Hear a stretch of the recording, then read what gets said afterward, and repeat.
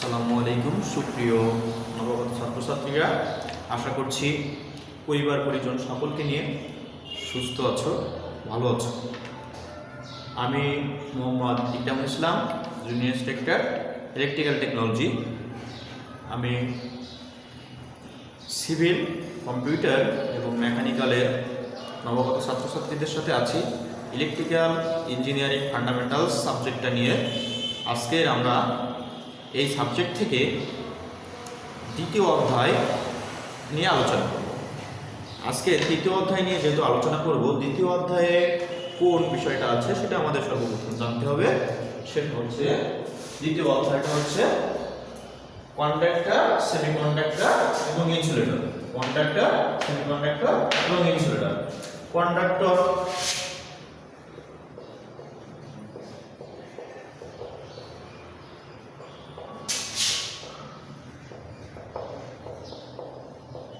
পরিবাহী, সেমিকন্ডাক্টর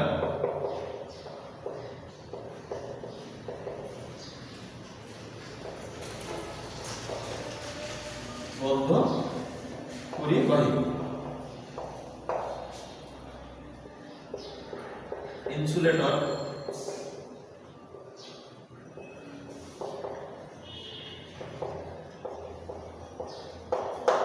আমাদের আজকের যে চ্যাপ্টারটা, এই চ্যাপ্টারের আলোচ্য বিষয় কি? কন্ডাক্টর, সেমিকন্ডাক্টর এবং ইনসুলেটর। তো কন্ডাক্টর মানে আমরা কি দেখলাম? কন্ডাক্টর অর্থ হচ্ছে পরিবাহী, সেমিকন্ডাক্টর অর্থ হচ্ছে অর্ধপরিবাহী, আর ইনসুলেটর অর্থ হচ্ছে অপরিবাহী। তাহলে আমরা কন্ডাক্টর, সেমিকন্ডাক্টর এবং ইনসুলেটরের মানটা বুঝলাম। এখন আমাদের এইগুলোর সংজ্ঞা জানতে হবে, যে কন্ডাক্টরটা কি জিনিস, সেমিকন্ডাক্টরটা কি জিনিস এবং ইনসুলেটরটা কি জিনিস। এখন দেখো, কন্ডাক্টরটা হচ্ছে যে সকল পদার্থের মধ্য দিয়ে সহজেই কারেন্ট প্রবাহিত হতে পারে, বিশেষ কোনো বাধার সম্মুখীন হয় না। তাহলে পরিবাহী কি?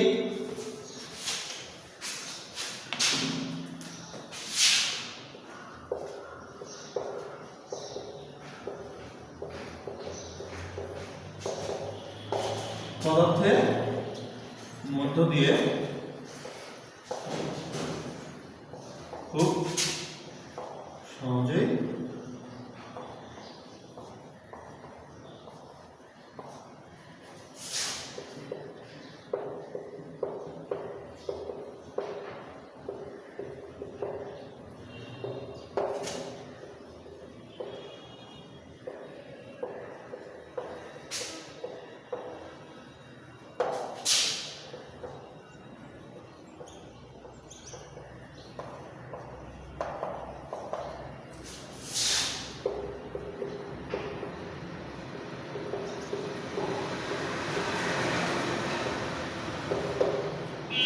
দেখো, কন্ডাক্টরের সংজ্ঞাটা কি আসতেছে? যে সকল পদার্থের মধ্য দিয়ে খুব সহজেই কারেন্ট প্রবাহিত হতে পারে, বিশেষ কোনো বাধার সম্মুখীন হয় না, তাকে কি বলে? কন্ডাক্টর বলে। এখন যদি তোমাদের কাছে প্রশ্ন করা হয় যে কন্ডাক্টর কি, তাহলে তোমরা এক পক্ষের উত্তর দেবে যে সকল পদার্থের মধ্য দিয়ে সহজেই কারেন্ট প্রবাহিত হতে পারে, কোনো বাধার সম্মুখীন হয় না, সেটা কি? কন্ডাক্টর। এখন দেখো, এই কন্ডাক্টর সাধারণত কি হয়? ধাতব পদার্থের হয়। এছাড়া আরও কিছু পদার্থ আছে যেগুলো পরিবাহীর কাজ করে, যেমন মাটির ভিতর দিয়ে কি কারেন্ট প্রবাহিত হতে পারে? কারণ আমরা জানি যে আর্থিং করা হয় মাটির সাথে, মানে আমাদের যদি অতিরিক্ত কারেন্ট প্রবাহিত হয় সেটা আমরা মাটিতে দিয়ে দিই। তারপর হচ্ছে প্রাণীর দেহ, আমাদের দেহ কারেন্ট প্রবাহিত হয়। এখন কন্ডাক্টরের যদি তোমরা আরেকটা সংজ্ঞা দেখতে চাও, সেটা হচ্ছে ইলেকট্রনীয় সংজ্ঞা। ইলেকট্রনীয় সংজ্ঞাটা, ইলেকট্রনীয় তত্ত্ব অনুসারে কন্ডাক্টর বলতে বোঝায় যে সকল মৌলের বা পরমাণুর সর্বশেষ কক্ষপথে 1, 2 অথবা 3টা ইলেকট্রন থাকে। আমরা কতদিন ইলেকট্রন বিন্যাস দেখেছিলাম? ওই ইলেকট্রন বিন্যাসের তথ্য অনুসারে যদি আমরা কন্ডাক্টরের সংজ্ঞা বলি, তাহলে যে সকল পরমাণুর সর্বশেষ কক্ষপথে 1, 2 অথবা 3টা ইলেকট্রন থাকে তাকে কন্ডাক্টর বলে। কথা কি বুঝতে পারতেছো? তো আশা করি তোমরা কথা বুঝতে পারতেছো। এখন সর্বশেষ কক্ষপথে 1, 2, 3 ইলেকট্রন বলতে বোঝায়, দেখো মনে করো আমরা কালকে পড়েছিলাম অ্যালুমিনিয়ামের ইলেকট্রন বিন্যাসে কি ছিল? প্রথম কক্ষপথে দুইটা ছিল, এটা অ্যালুমিনিয়াম। দ্বিতীয় কক্ষপথে ছিল 8টা, তৃতীয় কক্ষপথে ছিল 3টা। তাহলে সর্বশেষ কক্ষপথে যদি 1, 2 অথবা 3টা, সর্বশেষ কক্ষপথে অথবা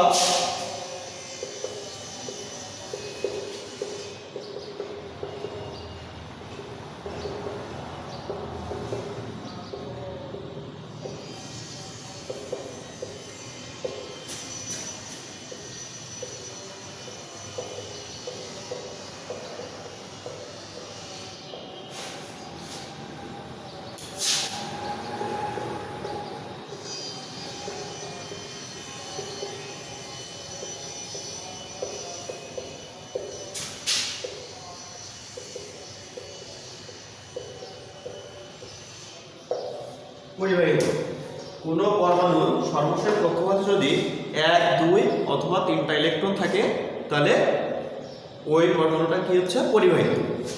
এখন আমরা অর্ধপরিবাহী সংজ্ঞাটা দেখি।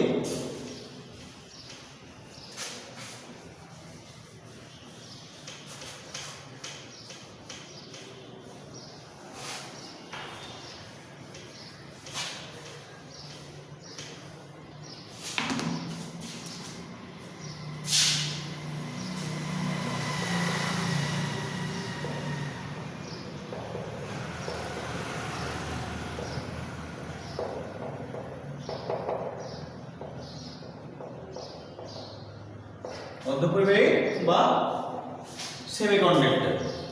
এখন এই অর্ধপরিবাহী বা সেমিকন্ডাক্টরের সংখ্যাটা কেমন হবে? যে সমস্ত পদার্থের মধ্য দিয়ে সাধারণ তাপমাত্রায় বা স্বাভাবিকভাবে বিদ্যুৎ প্রবাহিত হতে পারে না সেই সমস্ত পদার্থগুলোকে অর্ধপরিবাহী বলে। যে সমস্ত কক্ষপথে কি অর্ধপরিবাহী মানে কি?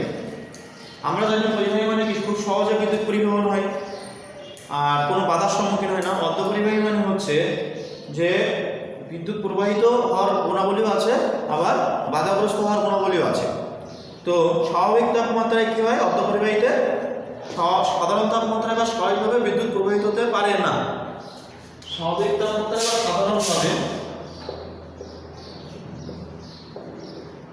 যে সমস্ত পদার্থের মধ্য দিয়ে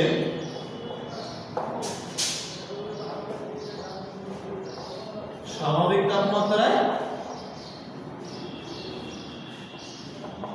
বা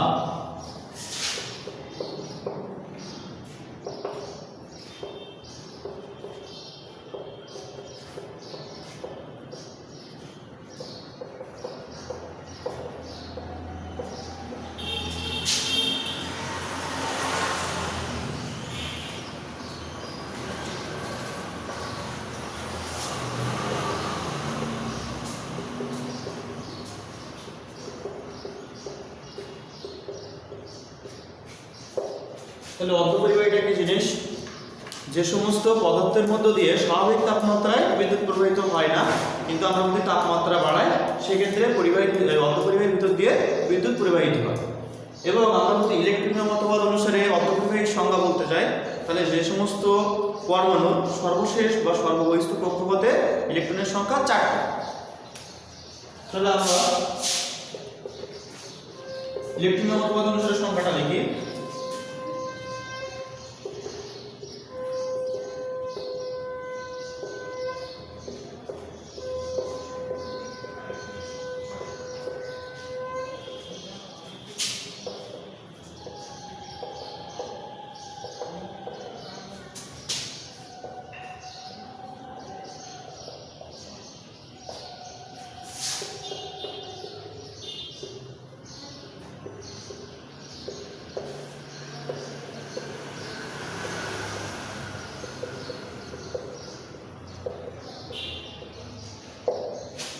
তাহলে দেখো যে সমস্ত পরমাণুর সর্বশেষ কক্ষপথে 4টা ইলেকট্রন বিদ্যমান সেই সমস্ত পরমাণুকে কি বলে? সেমিকন্ডাক্টর। বা সেই সমস্ত মৌলের যে পদার্থ সেই পদার্থ কি বলে? সেমিকন্ডাক্টর। এখন দেখো ইলেকট্রনিক মতবাদ অনুসারে আমরা সংজ্ঞাটা পাইলাম যে সমস্ত মৌলের পরমাণু বাইরের শক্তি স্তরে 4টি ইলেকট্রন থাকে সেই সমস্ত মৌল বা পদার্থকে অর্ধপরিবাহী বা সেমিকন্ডাক্টর বলে। কথা কি বুঝতে পারছো?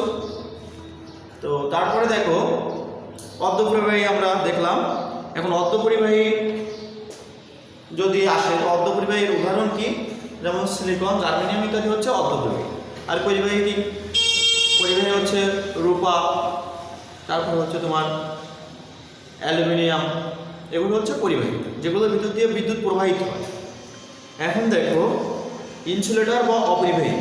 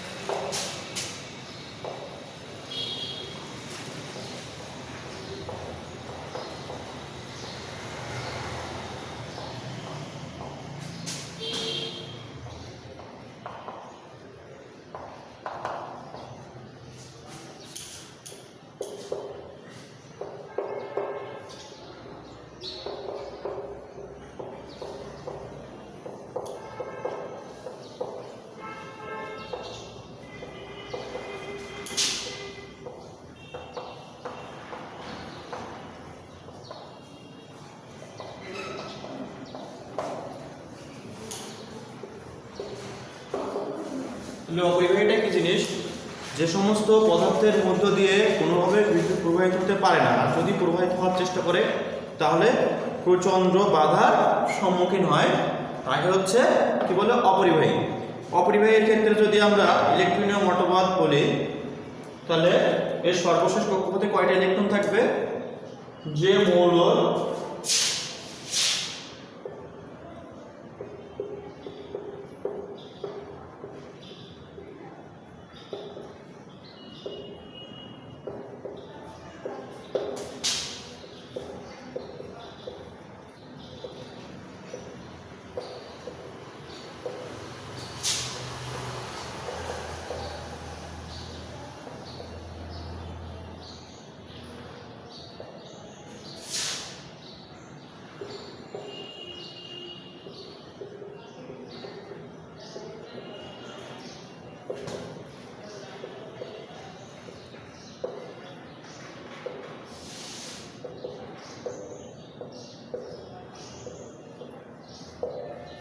তাহলে দেখো যে সমস্ত পদার্থের মধ্য দিয়ে সহজে বিদ্যুৎ প্রবাহিত হতে পারে না, অর্থাৎ প্রচণ্ড বাধার সম্মুখীন হয় যদি বিদ্যুৎ প্রবাহের চেষ্টা করে, তাকে কি বলে? অপরিবাহী।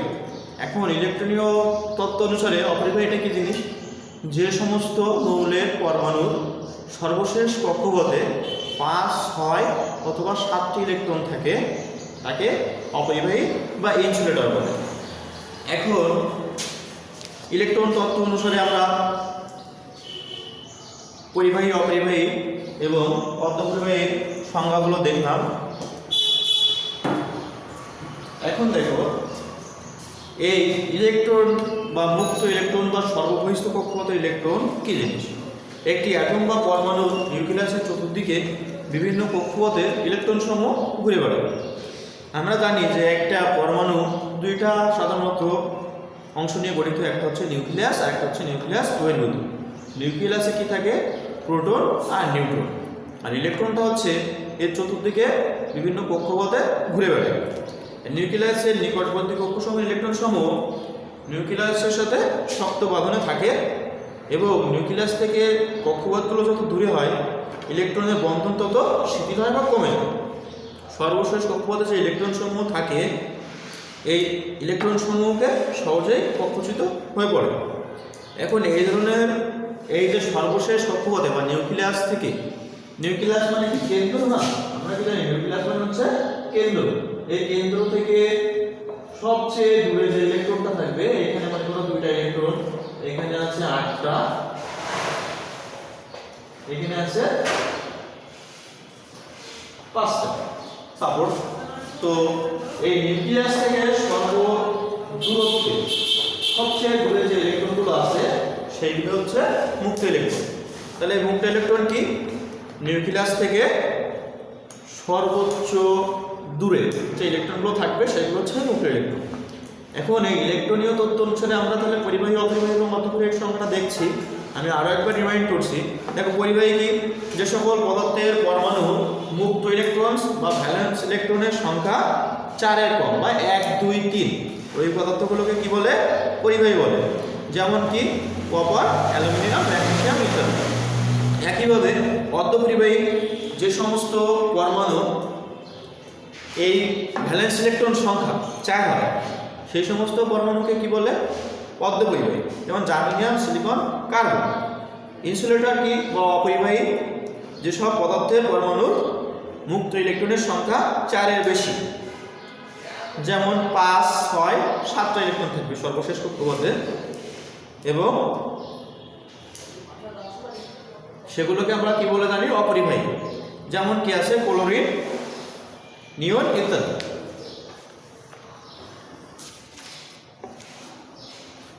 এখন আমরা মুক্ত ইলেকট্রনটা দেখলাম। মুক্ত ইলেকট্রনটা আমরা বুঝলাম যে মুক্ত ইলেকট্রন কি। এখন হচ্ছে বন্ড ইলেকট্রন বা বদ্ধ ইলেকট্রন। কোনো পদার্থের পরমাণুর সর্বশেষ কক্ষপথে ইলেকট্রন সমূহ নিউক্লিয়াসের সাথে দৃঢ় বন্ধনে আবদ্ধ থাকে, সহজে কক্ষচ্যুত হয় না বা কোনো সময়ই কক্ষচ্যুত হয় না। এদেরকে বদ্ধ ইলেকট্রন বলে। এদেরকে বদ্ধ ইলেকট্রন বলে। এখন দেখো, পরিবাহী, অর্ধপরিবাহী এবং অপরিবাহী অর্থাৎ কন্ডাক্টর, সেমিকন্ডাক্টর এবং ইনসুলেটরের তুলনামূলক পার্থক্য দেখো। যদি পরিবাহীর ক্ষেত্রে এখানে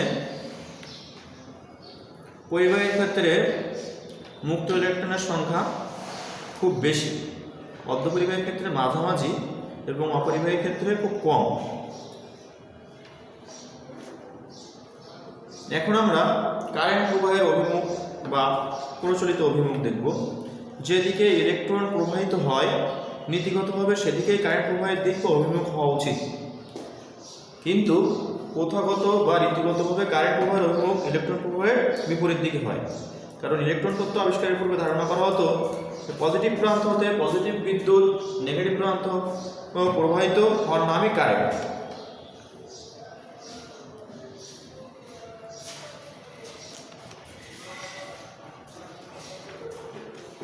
দেখো, প্রথাগত বা প্রচলিত অভিমুখ।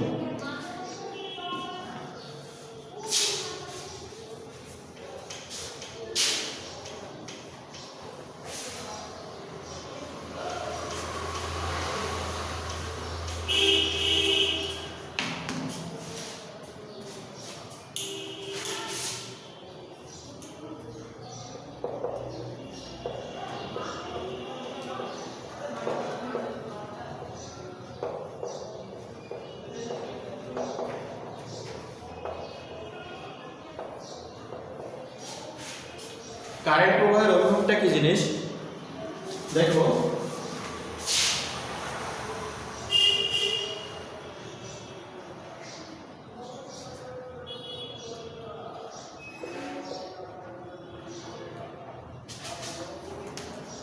যেদিকে ইলেকট্রন প্রবাহিত হয়, মনে করো এটা একটা সোর্স,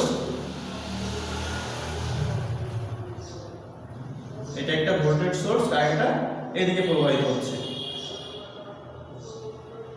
বা ইলেকট্রনটা এদিকে প্রবাহিত হচ্ছে। নীতিগতভাবে যেদিকে কারেন্ট প্রবাহের দিক বা অভিমুখ হওয়া উচিত, এই যেদিকে ইলেকট্রনটা প্রবাহিত হচ্ছে এদিকে ইলেকট্রন যেদিকে প্রবাহিত হবে কারেন্টটাও নীতিগতভাবে সেদিকে প্রবাহিত হওয়া উচিত, কিন্তু বাস্তবে কারেন্টটা বিপরীত মুখে অভিমুখিত হয়।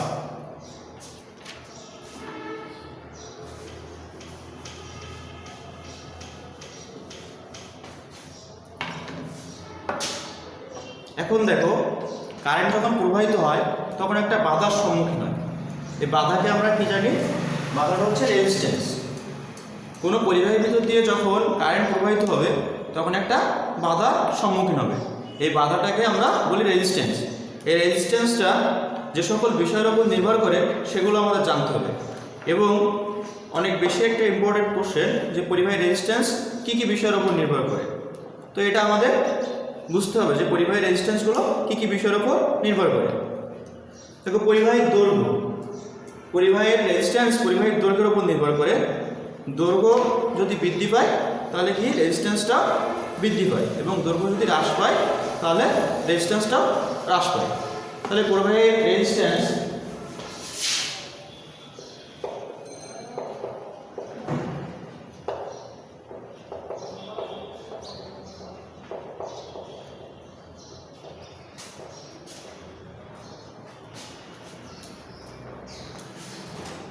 পরিবাহীর রেজিস্ট্যান্স আর দ্বারা প্রকাশিত হয়। এখন এই রেজিস্ট্যান্সটা কি কি বিষয়ের উপর নির্ভর করে সেটা আমরা দেখব।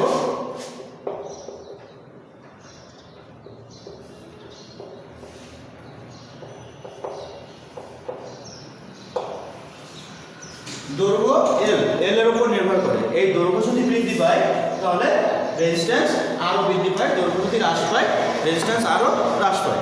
পরিবাহীর প্রস্থচ্ছেদ, পরিবাহীর প্রস্থচ্ছেদটা হচ্ছে এ দ্বারা প্রকাশিত হয়। এই পরিবাহীর রোধ এবং প্রস্থচ্ছেদের সম্পর্ক হচ্ছে উল্টানুপাতিক, অর্থাৎ প্রস্থচ্ছেদ যদি বৃদ্ধি পায় তাহলে রেজিস্ট্যান্সটা হ্রাস পায়, আর দৈর্ঘ্যের সাথে কিন্তু এটা সমানুপাতিক। দৈর্ঘ্য যদি বৃদ্ধি পায় রেজিস্ট্যান্সও বৃদ্ধি পায়, দৈর্ঘ্য যদি হ্রাস পায় রেজিস্ট্যান্সও হ্রাস পায়।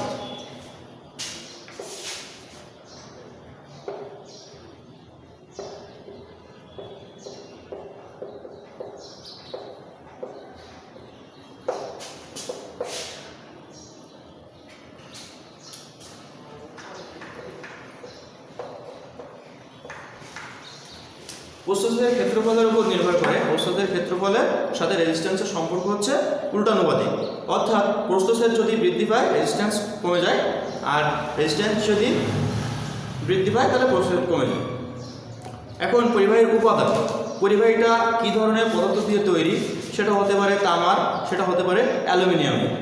এই পরিবাহীর উপাদানের উপর রেজিস্ট্যান্সটা নির্ভর করে। এবং তাপমাত্রা, পরিবাহীর রোধের ক্ষেত্রে তাপমাত্রার প্রভাব লক্ষ্য করা যায়।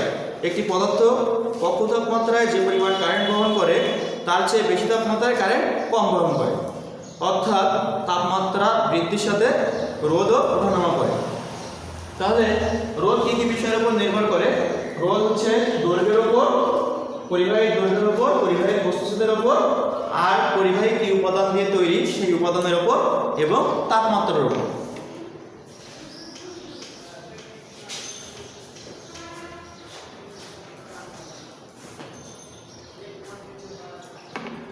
তো সুপ্রিয় নবাগত ছাত্রছাত্রীরা, আজকে আমরা আমাদের আলোচনার বিষয় এখানেই শেষ করছি। তোমরা এই মহামারীর সময়ে বাসায় থাকবে, সুস্থ থাকবে সেই কামনাই করছি। আল্লাহ হাফেজ।